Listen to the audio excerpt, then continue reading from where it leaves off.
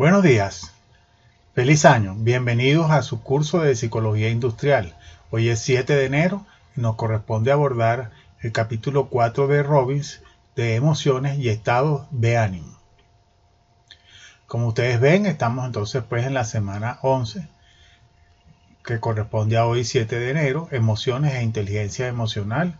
Luego tendremos estrés y violencia en el trabajo, cambio individual, comunicación y coaching. Nuestro tercer parcial, luego el portafolio y esperemos que no sea necesaria la reparación para ninguno de ustedes. Vamos pues a ver este interesante tema. Gerencia emocional y las aplicaciones en gerencia y liderazgo. Vamos a ver entonces los conceptos centrales que son los de emociones, sentimientos, estado de ánimo. Vamos a hablar de un concepto que no es técnico, que son las pasiones, y vamos a ver sus tipos. En primer lugar, tenemos que clarificar que las emociones son fenómenos que ocurren en corta duración y multidimensionales. Cuando uno tiene una verdadera emoción, no dura mucho tiempo. Y la razón es porque nosotros utilizamos eso para adaptarnos y al final quedamos, como está la figura, un poco cansados. Por tanto, una emoción no debe durar demasiado tiempo. Una emoción dura apenas varios minutos en el mejor de los casos. ¿Cuáles son esas emociones? Las emociones son la furia o rabia, el temor o miedo, la tristeza, el desagrado o asco, la alegría y la sorpresa. Es cierto, los psicólogos no se ponen de acuerdo en la clasificación de las emociones, pero estas son las que más se presentan frecuentemente en la literatura y por eso son las que vamos a considerar aquí para ustedes. Y tal como lo vieron en la película, ahí están esas emociones: la tristeza, el desagrado o asco, la furia o la rabia, la alegría y el temor. Son las emociones básicas que nosotros generalmente mostramos durante el tiempo. ¿Cómo contribuye las distintas dimensiones a la emoción? Una dimensión de la emoción es la cognitiva, son los sentimientos, es el darse cuenta, y generalmente lo manifestamos con el autorreporte. Luego tenemos una dimensión biológica, que es la activación. Por ejemplo, si uno tiene rabia, quiere agredir, está la preparación física y nuestras manifestaciones se ven en los sistemas hormonal y autonómico. Hay otra dimensión de la emoción, que es la dimensión funcional, que es la motivación, que está dirigida hacia las metas, que tiene que ver con aproximar o retirarse. Y luego tenemos una dimensión de la emoción, que es la expresiva, que tiene que ver con la comunicación y que nosotros manifestamos a través de la cara, el cuerpo o la vocalización.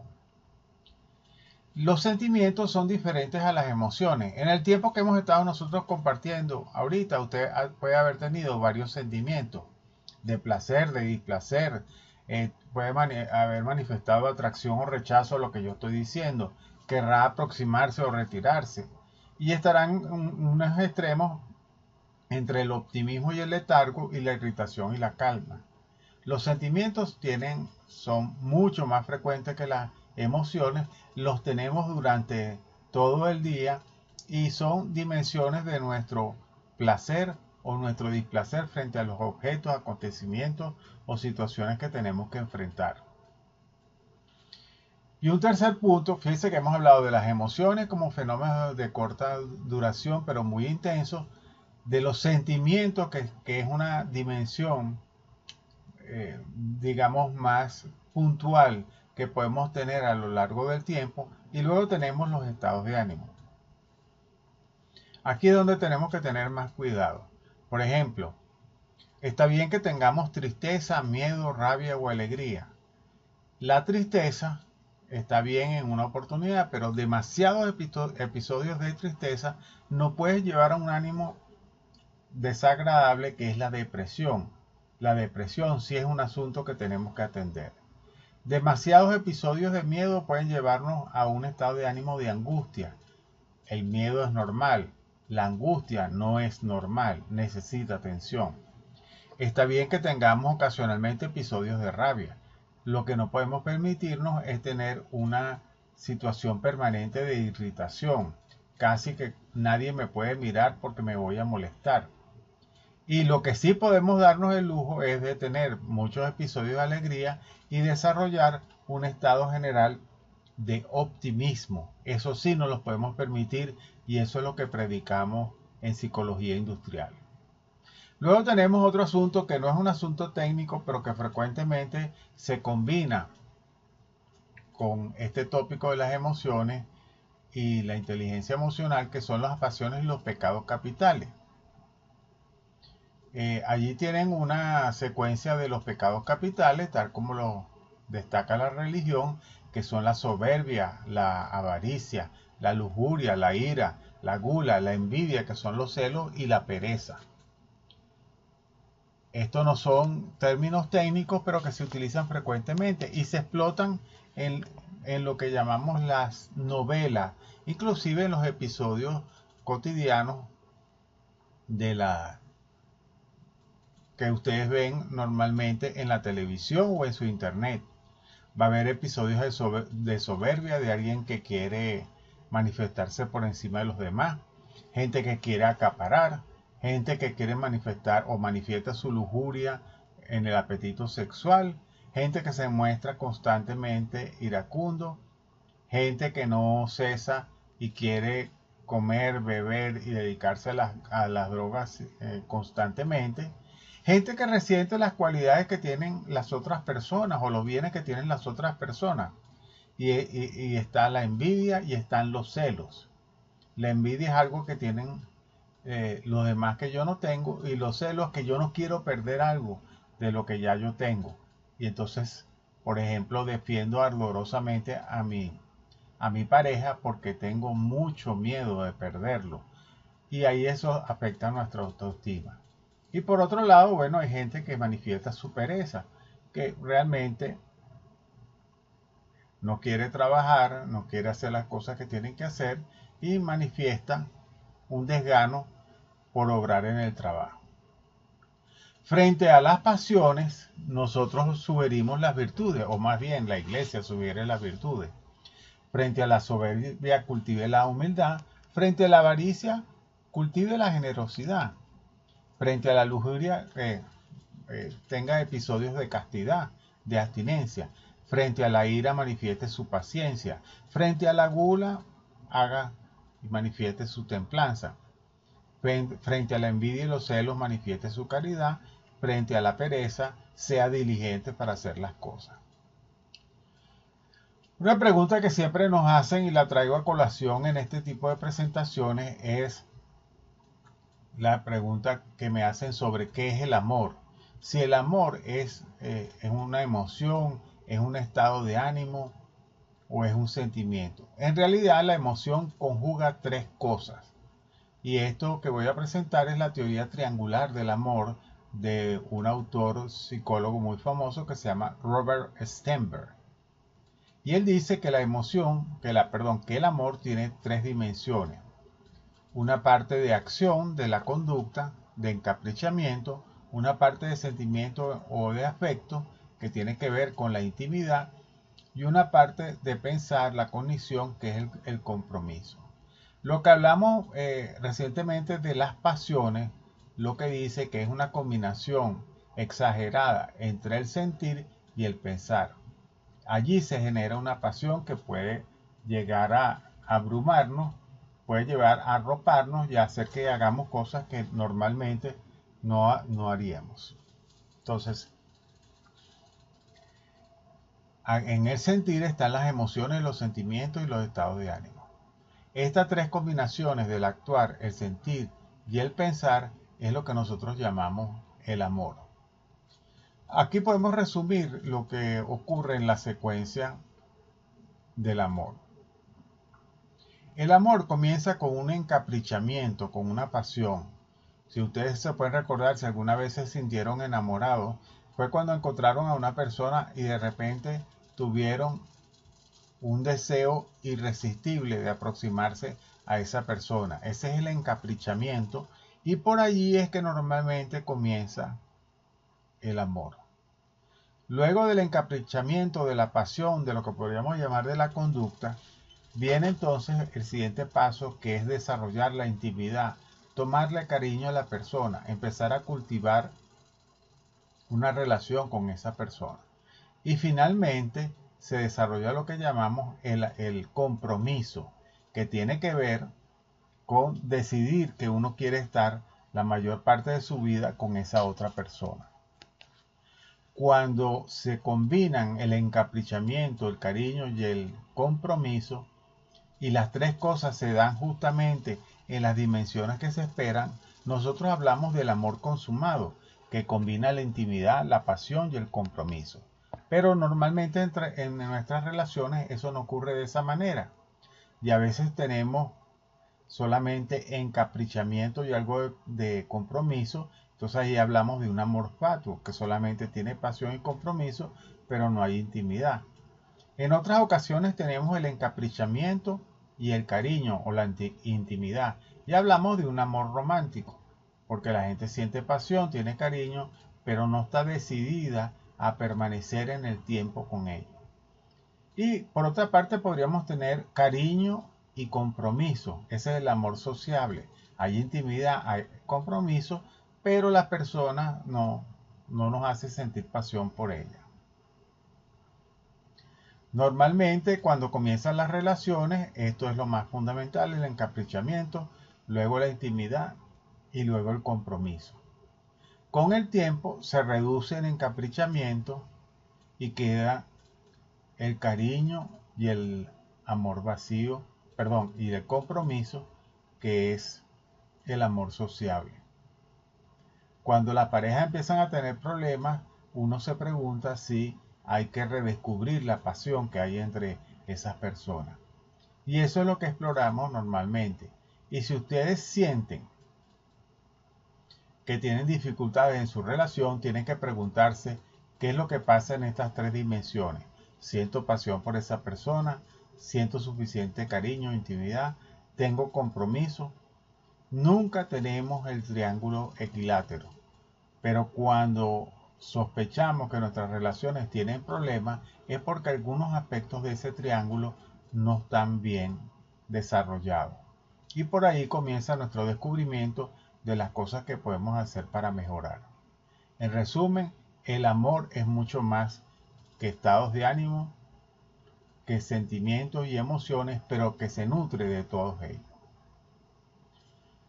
Bien, ya hemos visto el tópico de las emociones, ya hemos hablado del amor. Vamos ahora a hablar de un poquito de inteligencia e inteligencia emocional.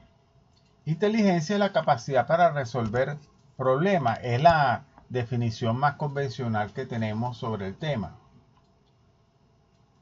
Y un problema es una discrepancia entre una situación actual y una condición deseada. La inteligencia emocional es la capacidad de reconocer nuestros propios sentimientos y los ajenos, motivarnos y manejar las emociones en nosotros mismos y en nuestras relaciones. Y esto lo desarrolló un autor que se llama Daniel Goleman, un psicólogo que se ha ocupado mucho de los temas de cómo difundir la psicología en el público. ¿Cómo desarrollar la inteligencia emocional? Pues hay esas cuatro condiciones: la autoconciencia, la empatía, la asertividad, la autodirección y las emociones para motivar. Estos aspectos, cómo desarrollar la inteligencia emocional, los veremos en la segunda parte de esta presentación. Estamos pues en esta segunda parte de la presentación de hoy sobre emociones, estados de ánimo e inteligencia emocional. Habíamos dicho que la inteligencia emocional era un concepto desarrollado inicialmente por este autor que ustedes tienen allí, que es Daniel Goleman, que indica que nuestra inteligencia emocional es la capacidad de reconocer nuestros propios sentimientos y los de los demás, motivarnos y manejar las emociones en nosotros y en los demás. Este pues es el primer autor en este tema, un concepto controversial, pero con el tiempo ha venido incorporándose en el área de psicología industrial. Y habíamos quedado en la sesión anterior en cómo podemos desarrollar entonces esta inteligencia emocional.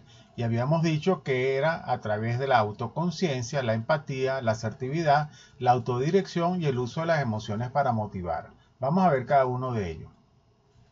¿Qué significa la autoconciencia?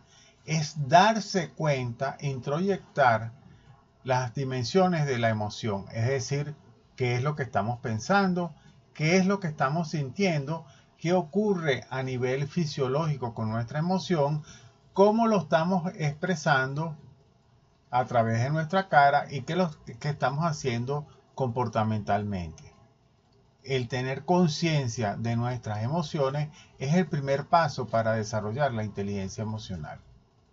El segundo paso tiene que ver con el desarrollo de la empatía, que no es lo mismo que la simpatía. La empatía es tratar de ponerse en el lugar del otro, tal como se ve ahí. Es tratar de verse en ese espejo, es ponerse en los zapatos del otro. La gente que desarrolla inteligencia emocional es la que se puede dar cuenta cómo los demás se están sintiendo, cómo los demás tienen un estado de ánimo, cómo los demás perciben sus emociones, y de esa manera, al hacer nosotros eso, pues desarrollamos nuestra inteligencia emocional. Esta es la característica más importante que deben tener los psicólogos, que es la empatía. Ponerse en el lugar del otro no quiere decir ser como el otro, sino poder entonces sentirse como el otro para poder ayudarlo en su trabajo emocional. El otro punto importantísimo es la asertividad. La asertividad implica expresar nuestras emociones de tal manera que nosotros no nos sintamos mal y que las demás personas no se sientan mal. Por ejemplo, si usted está en una cola para pagar frecuentemente ahora en los automercados y se coloca una persona por delante de usted, una forma de manejar esa situación es pegarle un grito y decirle que ahí no está la cola. Esa es una respuesta como la que está en la primera persona aquí, una respuesta agresiva. La otra es inhibirse, es no decirle nada a la persona y entonces nosotros nos vamos a sentir mal. La verdadera respuesta, que es asertiva, es decirle a la persona que ese no es su puesto, que debe ir atrás y hacer que la persona cambie su posición, reconociendo que han incurrido en un error, que sea voluntario o involuntario. Pero la expresión de nuestras emociones es muy importante, y la expresión de nuestras emociones de una forma socialmente aceptable lo es todavía mejor, y es un ingrediente crítico de la inteligencia emocional. Entonces, tal como lo hemos dicho, la expresión es verbal y motora de nuestras emociones de una forma socialmente apropiada. ¿Y qué significa socialmente apropiada? Sin violar los derechos de los demás, pero tampoco sin violar los de uno y sin agredir a otro. Las competencias asertivas son 4. Primero, aprender a decir que no. Segundo, aprender a pedir favores y formular exigencias. Tercero, para expresar sentimientos negativos y positivos. Y cuarto, saber cuándo iniciar, mantener y cerrar conversaciones. En el escenario laboral, todas estas son extraordinariamente importantes. El siguiente elemento de la inteligencia emocional es la autodirección. ¿Qué quiere decir? Hacer un esfuerzo deliberado por conducir nuestros sentimientos y emociones. No quiere decir que nosotros los manejemos. Hay que darnos la idea que nuestras emociones son como un caballo brioso que tiene deseos de expresarse, y nosotros lo que podemos hacer es conducirlo por el camino. No vamos a negar nuestras emociones, no vamos a rechazarlas, pero sí podemos manejarlas, darles dirección y sobre todo sentido. Es decir, hay que aprender a llorar cuando uno necesita llorar, hay que aprender a reírse cuando uno siente deseos de reírse, hay que poder expresar tristeza en el momento y no restringirse en la emoción. Luego nosotros debemos y podemos utilizar nuestras emociones para motivar a otros, y eso es lo que hacen la mayoría de los políticos y lo que hacen también los actores y actrices, es sentir la emoción pero luego transmitirla de tal manera que los demás también se sientan motivados para expresar sus propias emociones, sobre todo la alegría, la energía, el entusiasmo. Esas son las cosas que nosotros podemos hacer para motivar a otras personas. Vamos a hablar ahora un poco sobre el conflicto y la inteligencia emocional. El conflicto ocurre cuando una persona o otra parte percibe que se están amenazando sus intereses. ¿Qué quiere decir esto? Que a veces las dos personas no están conscientes de lo que está ocurriendo, pero falta con que una sienta que otra está afectando sus intereses es cuando ocurre el conflicto.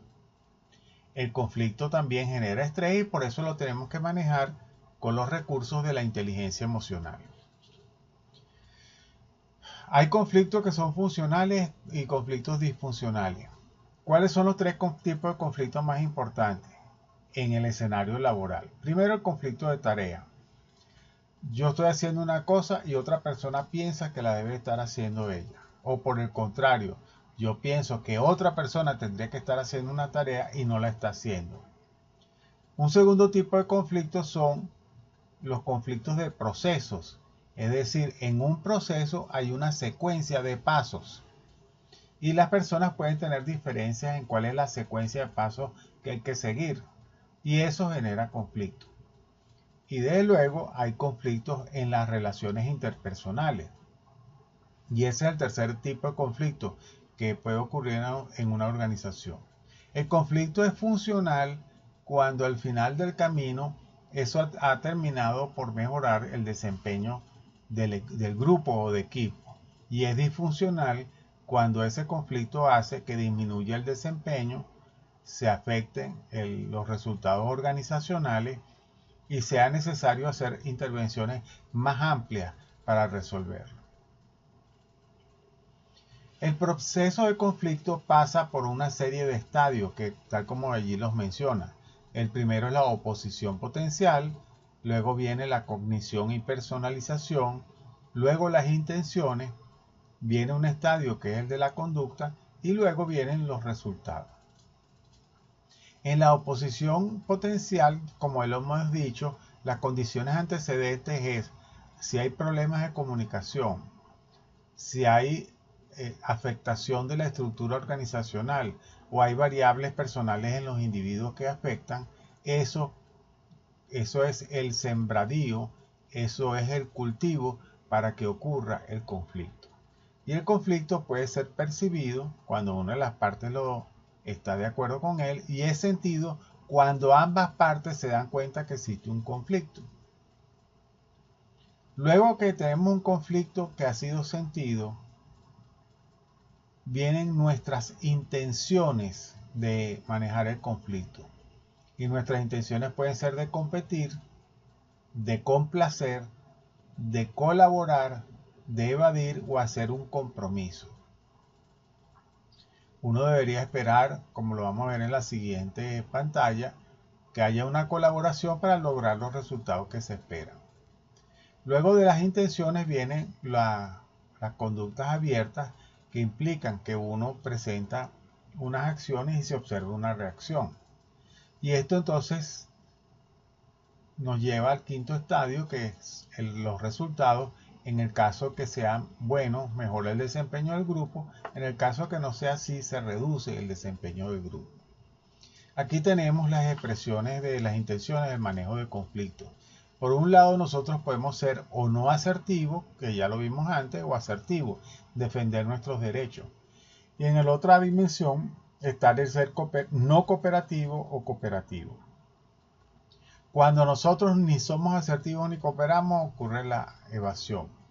Cuando nosotros deseamos expresar y tratar de hacer nuestro punto, estamos en competencia.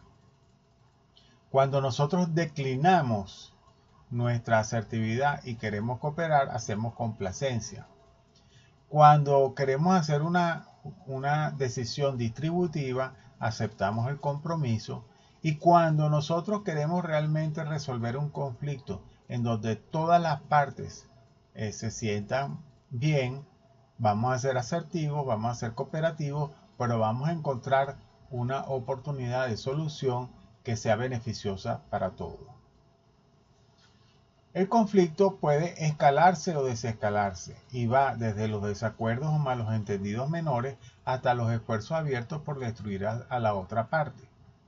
Y puede pasar como un cuestionamiento, desafío abierto, ataques verbales asertivos amenazas y ultimátum y ataques físicos y agresivos.